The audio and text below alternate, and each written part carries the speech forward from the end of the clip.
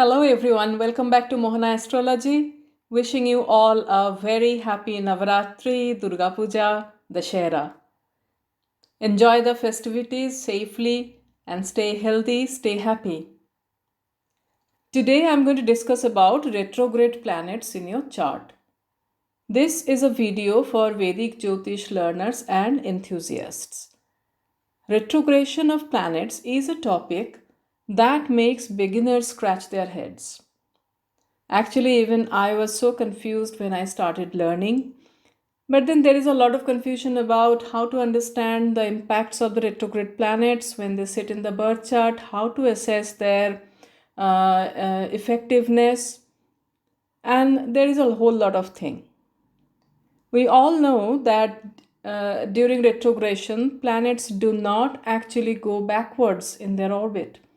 But due to planets and Earth's relative movement, while they are orbiting the Sun, they just appear to be going backwards for some time.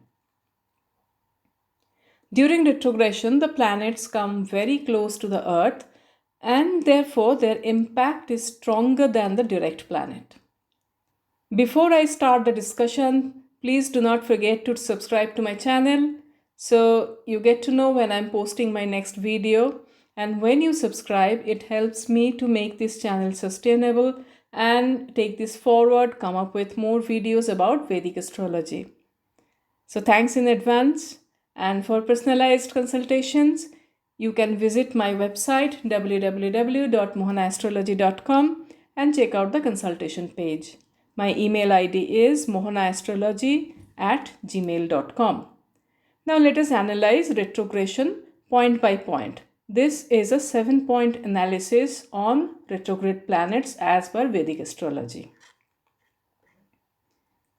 First, we need to understand that a retrograde planet is not a bad planet, but it works differently from its natural ways. Say, for example, Saturn always delays results, but when retrograde, it will give you results of your karma, be it good or bad, pretty fast. Similarly, a direct Jupiter signifies one's inclination towards religious pursuits, tradition, but a person with retrograde Jupiter will have questions about the tradition. They do not just follow it blindly. Secondly, as I mentioned earlier, retrograde planets' effects are stronger than the direct planet. It strengthens the house that it rules, but creates trouble for the house where it is sitting in. But why so? Since it physically comes closer to the earth during retrogression, it is able to exert more impact on us. So the houses it rules become stronger. While calculating Shadval, a retrograde planet has more chesta bal or the power of efforts than a direct planet. Now, if we translate that in the practical life, it means that the planet is trying its best to give maximum results for the houses it rules, but at the same time, you will have to put in more effort in the activities of the house where it is sitting. It shows some karmic connections or setbacks in the matters of that house.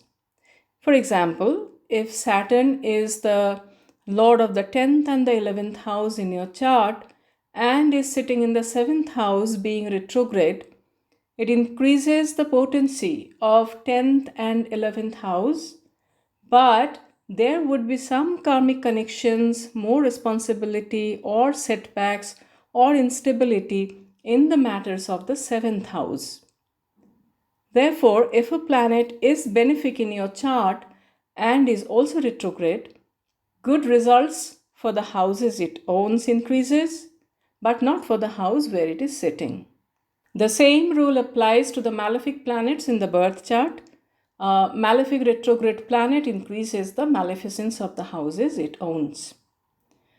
Thirdly, if during retrogression the planet is not moving back to the previous house and staying purely in one house during the entire retrogression period, it will give results of that house only. So it's not going to give any result of the previous house. There is a lot of debate and misconception regarding this, but unless the planet is moving back to the earlier house, the results of two houses are not really seen. The fourth point is the placement and aspect of the retrograde planet is judged exactly in the same way we do it for direct planets. Any benefic or malefic aspect on the retrograde planet also works as much as it works for the direct planet.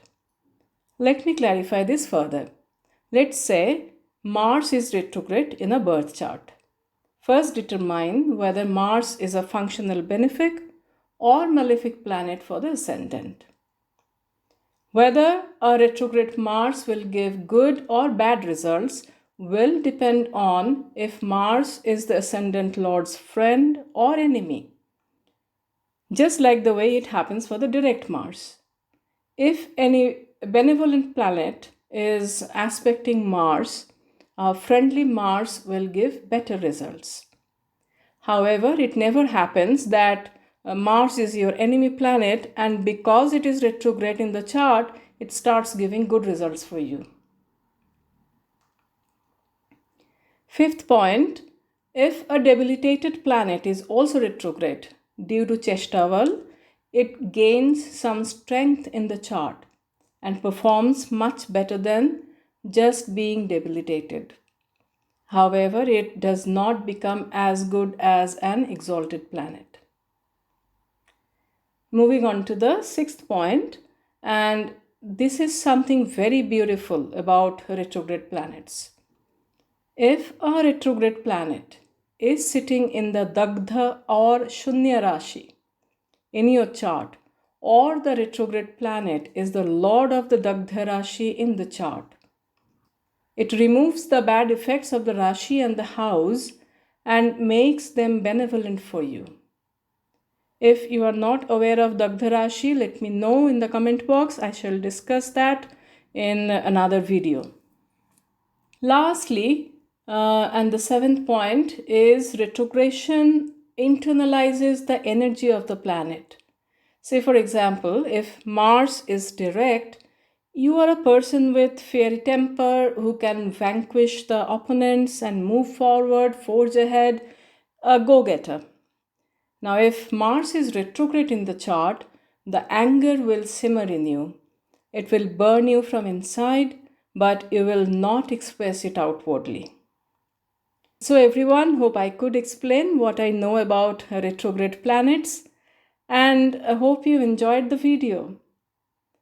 If you are interested to get a personalized horoscope analysis, you can reach me at mohanaastrology@gmail.com, and do not forget to subscribe. Thank you so much. May God bless us all. Enjoy your holidays. Enjoy Navratri, Durga Puja, and Dashera.